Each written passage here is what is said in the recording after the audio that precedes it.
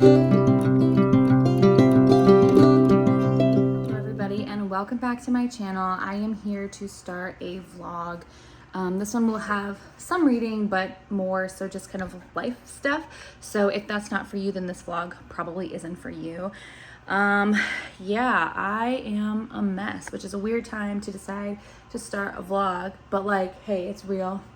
And also I think like I'm learning about myself when I'm feeling not my normal self. My tendency is to isolate, and so I think the last couple of years have intentionally tried to do the opposite.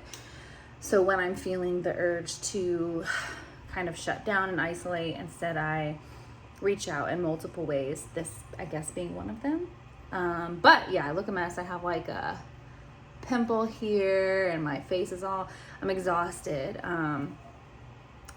I live in Tampa and we just got hit with Hurricane Milton, and thankfully like I'm very, very lucky. Like I experienced no internal home damage. I rent an apartment, so the external damage I don't have to pay for.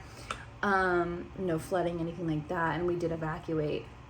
That being said, evacuating with an 11-month-old in her new convertible car seat at nighttime to Atlanta, which was supposed to be a 6-7 hour trip and instead was 14 because of the back-to-back traffic, means that I have had no sleep for at least the last week for that. And then before that, you know, she's teething and she's going through one of her sleep regression periods. So I've like had no sleep. I'm running on fumes. And then just the stress, like we haven't had power, which again, I'm not complaining about. The service people are doing a phenomenal job. I mean, they had to come out here after Helene, and Helene, just so many people are experiencing so much worse. So I really cannot and don't want to complain about that.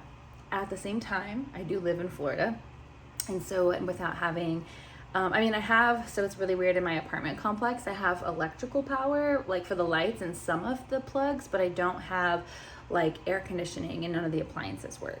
So it's kind of weird. I don't know why that is, but so again, I'm fortunate because I have at least lights and stuff, no air conditioning, which is really hot. So so yeah, that's kind of what's been going on in life. And I'm also feeling just very overwhelmingly sad about, you know, I got home from all the Milton travels, and like I go on social media, which I've been purposely doing less of, and I see the video footage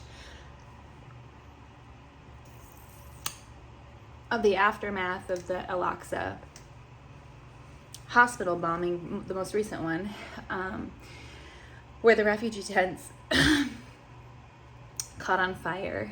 And it's like past the year mark anniversary of this acceleration of the genocide. And you know, I see people in my life, and it's very confusing, like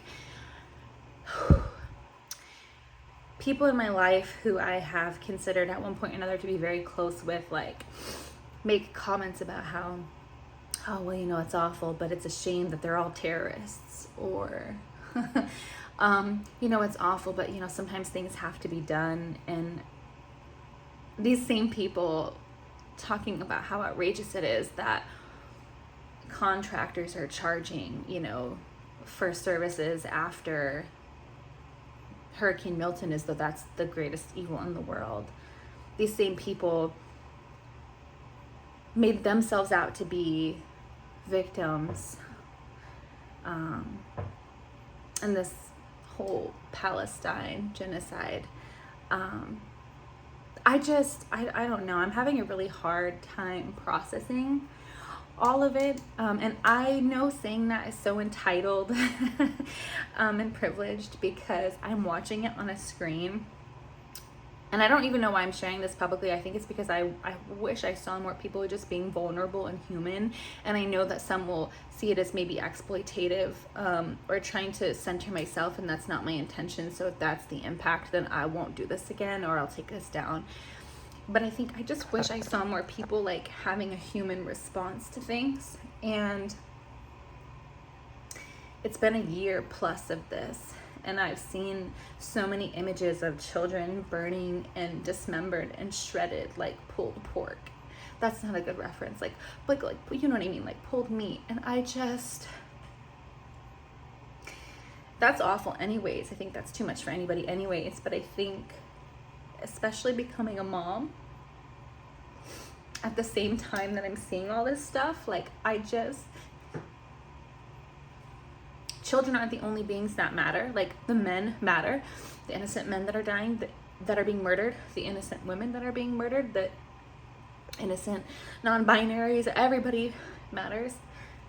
But it also, something about seeing children while I'm simultaneously like falling in love with my baby, and seeing my baby and all of these babies that are being murdered, and knowing that if somebody did that to my baby, I would light the fucking world on fire.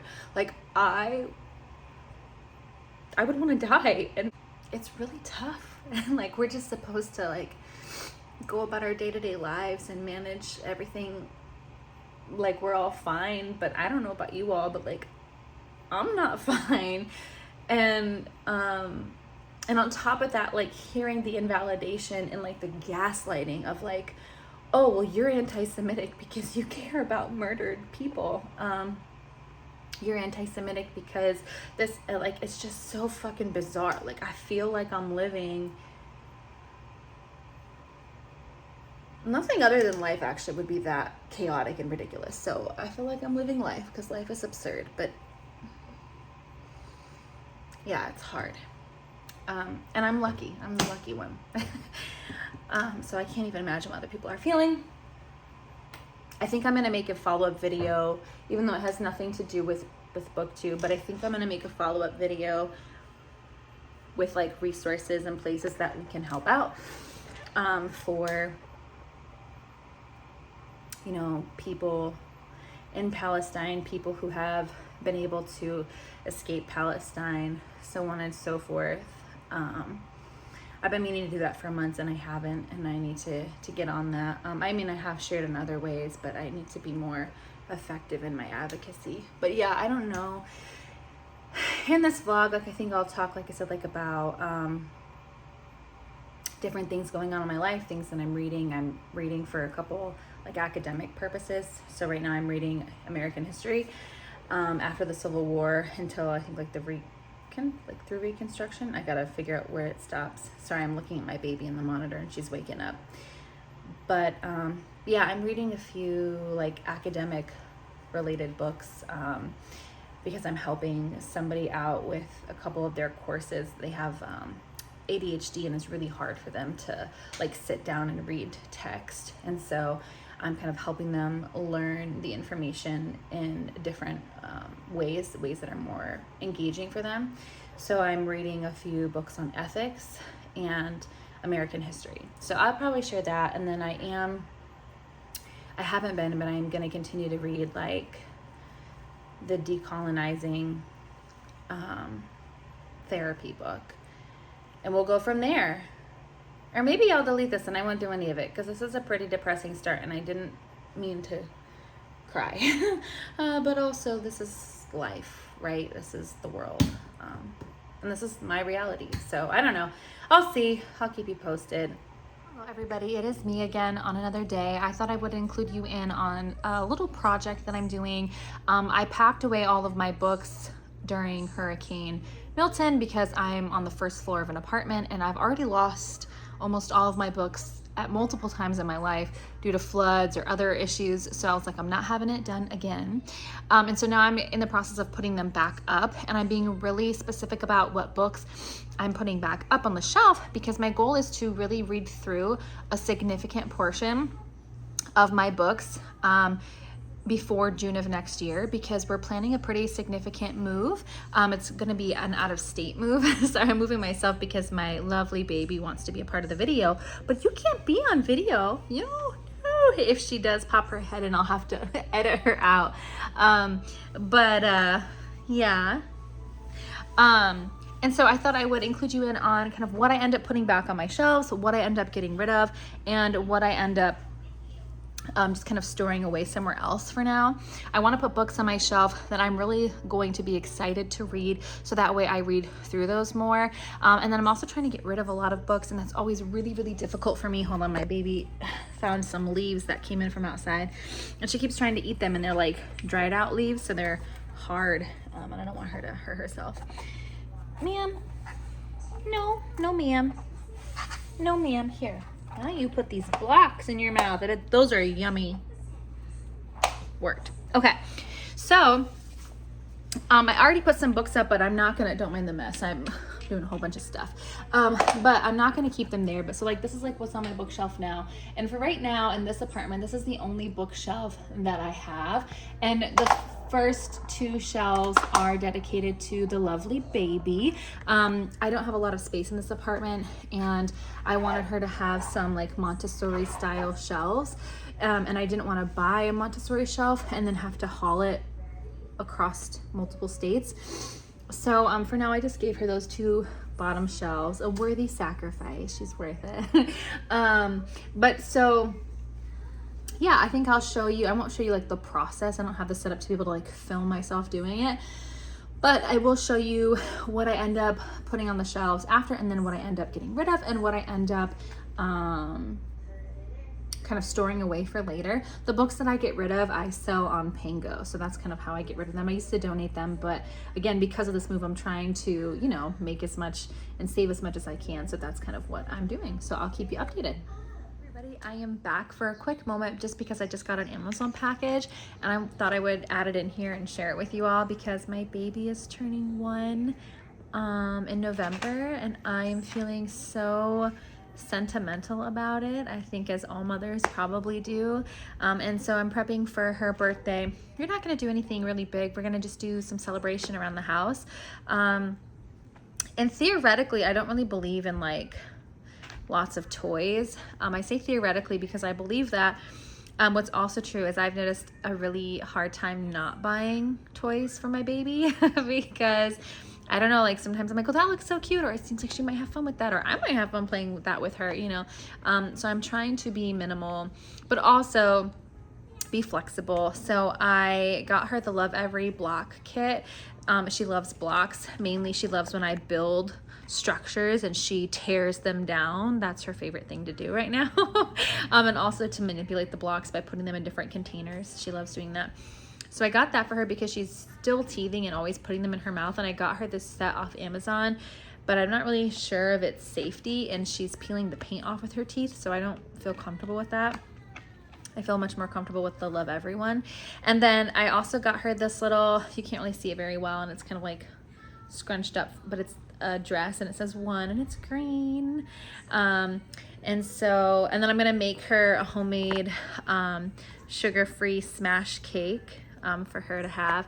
And then I also got her these little balls to put in her playpen so she can have like a little ball, like a little ball pin thing. So I'm really excited. And yeah, that's all I have. I just wanted to share that with you. Is the bookshelf after I've gone through it, and I've mainly, of course, these ones are still for baby. I have so many more baby books that I want to give or leave out for the baby, but she just eats them.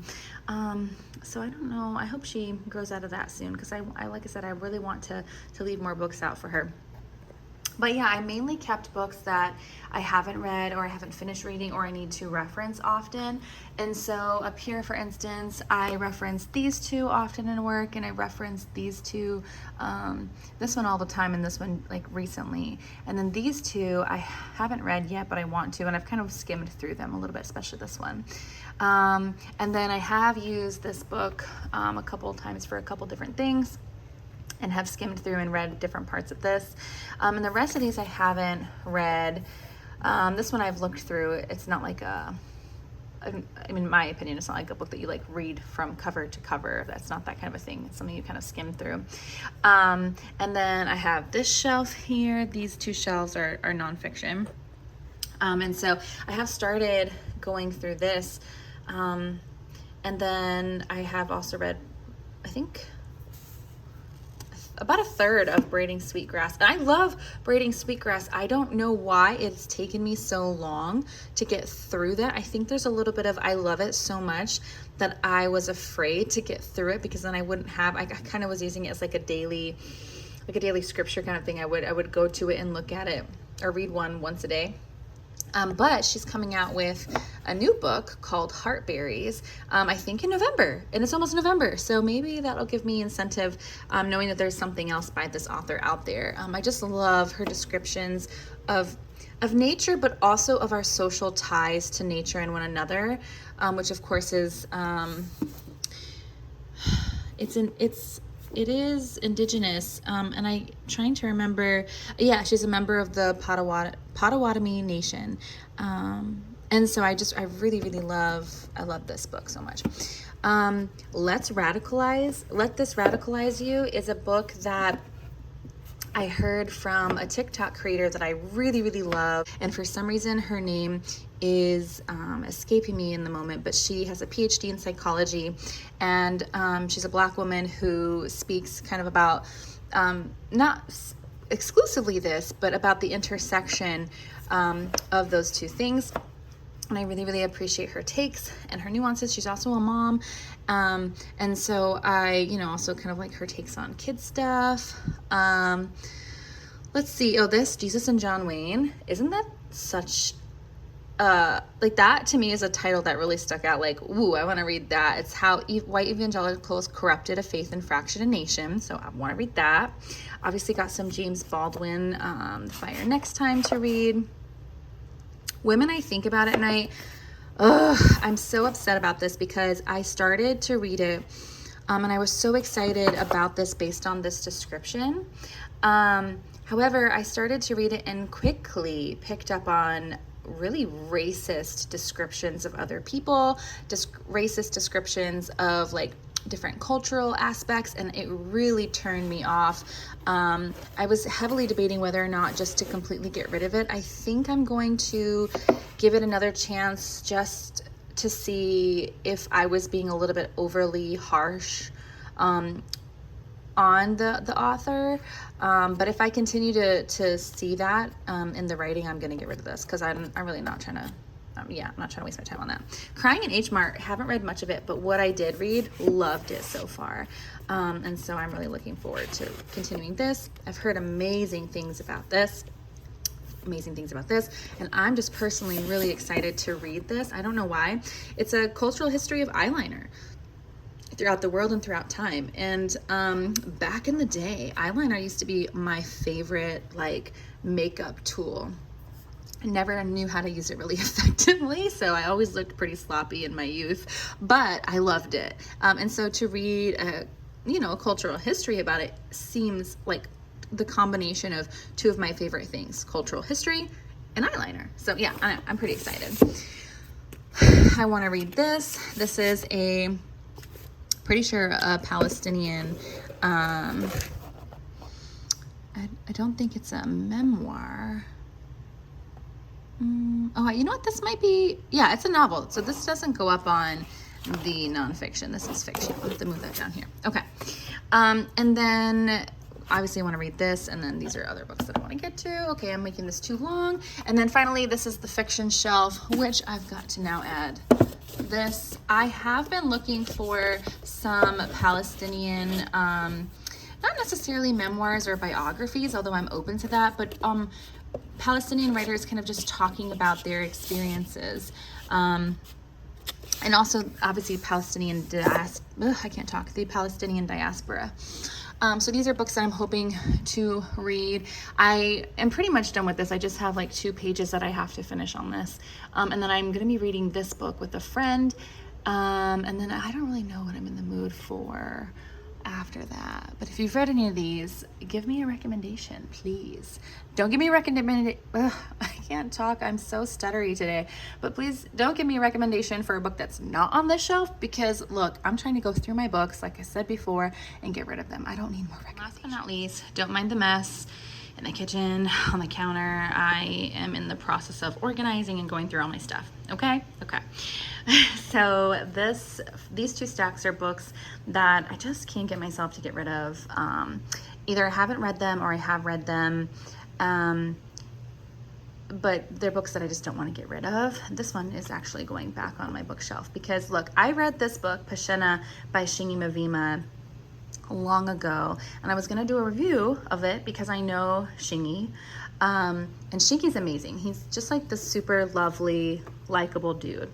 And I think because I know him personally and he's such a likable dude, I just got so overwhelmed at the thought of trying to do a book review for his book. Not because the book wasn't good, I enjoyed the book, just because it just felt like so much pressure. I don't know, I still have that, but I used to have it a lot more where like if I knew you personally, it was really hard for me to do any kind of assessment of your work because I felt like, well, who am I to like, I don't know. And then I was like, well, what if I say something like, what if I say something about my interpretation of the book and they're like, that isn't even what that was supposed to be, and then I offend them or I hurt their feelings. Oh, so much stress. But I am going to work against that and eventually do a review of this book, so I'm rereading through that. So that's not going in storage. But the rest of these are for now. And then over here, these are the books that I am getting rid of. I'm selling, not this one. This one has water damage, so I'm gonna actually, I don't know what I'm gonna do with that one, but these ones I'm gonna sell on Pango. And look, it was really, really hard for me to get rid of some of these, like Parable of the Sower. I didn't love it, but because it's a classic in my head, I'm like, well, no, I need to keep that for my baby. Like I'm always, when I'm going through my books, I'm always thinking about curating not only my library, but the library that I want to have available to my baby. And so, but I also have to get rid of books because I'm moving. So I have to like remind myself like, hey, you can buy books again. Like it'll be okay. In my brain, it's like, no, I'll never find it again. Or what if I don't find it again? It feels stressful to me for some reason. And maybe it's all like the library changes and all of that. But this book, I haven't read yet and I do want to, but for now I'm gonna get rid of it. This book, started to read it and it just, I don't know what about this one. And then these ones I do want to read. I know I'm not gonna prioritize it anytime soon, so I'm gonna come back for it. And this one I'm listening to on audiobook. So that is that. I'm showing my face only because I'm pretty sure this is gonna be the last clip of this vlog, because I talk so much in all the clips that it ends up being super long. And because we've had multiple hurricanes and everything, I've had to postpone my haircut. And my hair is at that point where it's overgrown and needs the ends trimmed so badly that I keep getting knots in my hair. And this is after I tried to comb it out with conditioner in the shower. So I just haven't done that yet. So that's why I look a mess. But I'm gonna flip the camera in just a second and show you my groceries real quick, because I'm also on a weight loss health journey. I'm really trying to lose about 50 pounds. But more so than the weight, I'm wanting to get back into exercising, build muscle. I've had a lot of back problems and hip problems post-birth, and so I want to build muscle to help support me. So there's not as much of a toll, and I'm thinking I might have to get assessed like for physical therapy or something. But so I kind of want to show what I got, and then also I want to give a recommendation for a protein powder that actually legitimately tastes good and isn't like chalky. So hold on one second. These are the groceries. That's my baby monitor, so I'm not showing that. Just got some produce and things like that. We're gonna try to eat more salads for lunch and then do like a bigger meal at dinner, is the way we're gonna try to go about achieving our calorie deficit with more exercise, of course. It's really hard to find time for exercise with a baby. And particularly like a baby who doesn't sleep well. It's not like, we can just put her to bed and then do our thing. She wakes up multiple times in the night and still even a year in. And I think I used to stress over, like, oh, what is this quote unquote sleep expert, whatever, say? And I think I just realized that's just her temperament. When I was little, I didn't sleep well either. And so I think it's just biology, and that's okay. I love her still. But anyways, we're going to focus on working out and diet, and obviously getting more protein and fiber is my specific goal to help me stop, kind of mindlessly snacking and to really satiate me.